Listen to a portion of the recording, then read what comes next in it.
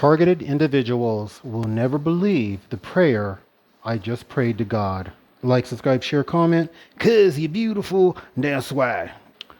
I just prayed to God that He would cast sickness on my upstairs neighbor, the neighbor on the other side of this wall, the neighbor on the other side of that wall on the other side of my apartment, to the neighbor on the other side of the opposite hall, to all people who are targeting me to Cheyenne, the V2K, the Briding, the people who come out of the woodwork. I just pray to God that He would cast sickness on all of them in this city, such that He then lets them know that they need to come to me in order to pray for them so that they will be healed by God through Him using me praying for them. And I'm nobody. No one loves me. No one respects me. I'm on welfare. Therefore, TIs completely reject me, and they refuse to pay tithes and offerings. And so much of the miracles that I experience every day, every night, all the time, are built around two things: tithing my money to the Lord sacrificially, helping the poor, and two, tithing my time to the Lord through prayer and reading His Word. So not even TIs have any love or respect for me. And that's okay. 1 Corinthians chapter 1, God says He uses the weak things of this world to confound the strong, the foolish things of this world to confound the wise, the things that are not to bring to naught the things that are. So the things that are not means people who the world considers to be nothing. And most people consider if you're on welfare, you're nothing, and nothing you say should be taken seriously. If you can't take care of yourself, you have no wisdom, no advice, nothing to offer. About 3 years ago, I was about to break down, crying and begging God to end the program. And as I began, tears started coming down my eyes. The Lord interrupted me as I was doing my little drama queen thing. And the Lord told me, I cannot end this program for you now. He says, but I love you dearly. And I'm kind of paraphrasing, but this is almost word for word. He says, what can I do to show you that I love you? He said, but I can't end the program. And so I said, God, I want to see one of the agents of this program leave on a stretcher. 2 weeks later, that happened. And it was the only time with all the street theater they do with ambulances and fire trucks and all this stuff, police, that I actually saw someone get rolled out on a stretcher. And it was almost like they were trying to hide it and not make it to where I could easily see what was going on.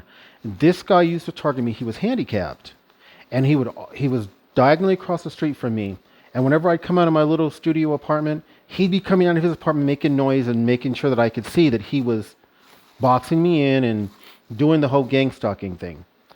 Well, after that happened, you guys, I lived there for about another year. I never saw that guy again. I do not know what happened to him. I don't know if he died. I don't know if he wound up in a nursing home. There was a young woman that would go there a lot. Presumably she lived there, and she would also participate in the gang stalking a lot. She stopped participating in the gang stalking for like 6 months. So God did answer that prayer, and I don't know what happened to that guy, but I think, and if I am right, I believe this prayer was birthed from the Holy Spirit. It was not from me myself, and God's going to bring it to pass.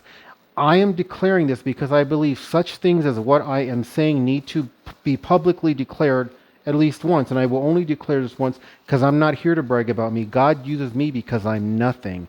According to this world, I'm trash, and I understand that. In this world, I am garbage.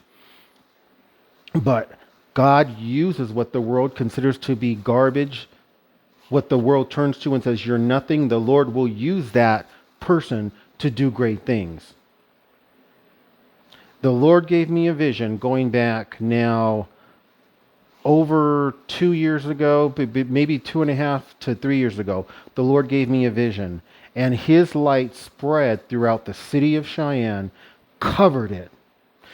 It then spread throughout the state of Wyoming, covered the entire state, then spread out throughout the entire United States.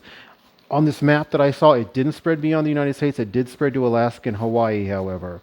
And I believe that this is the beginning of that process where God's going to end this program. I'm nothing. I'm not bragging about me. I understand. I'm on welfare. In this world, to this world, I'm trash. But God uses what the world considers to be trash to do great things. So why he picked me, it's fine. It's his decision. He makes me tithe sacrificially to help the poor. 60% of my SSI goes to the third world. He makes me pray, and for over 2.5 years, he's made me pray at least like 2.5 hours a day. So he's decided to use me, and I believe he's going to answer this prayer. I don't know how soon he will begin this process of inflicting sickness on all of them, but I believe they're going to be, I believe, I may be wrong, and I'm not willing to say God said, we'll see. I will report in future videos if it begins to happen.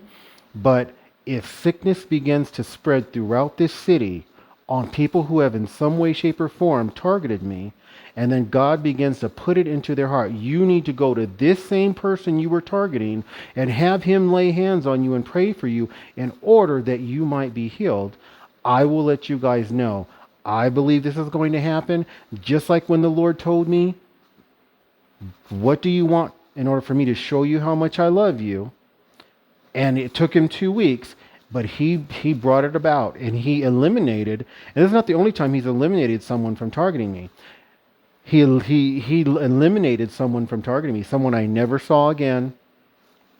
And so if the Lord brings this about, I will let you guys know in future videos. I send out my love to all y'all beautiful born again TIs. God bless.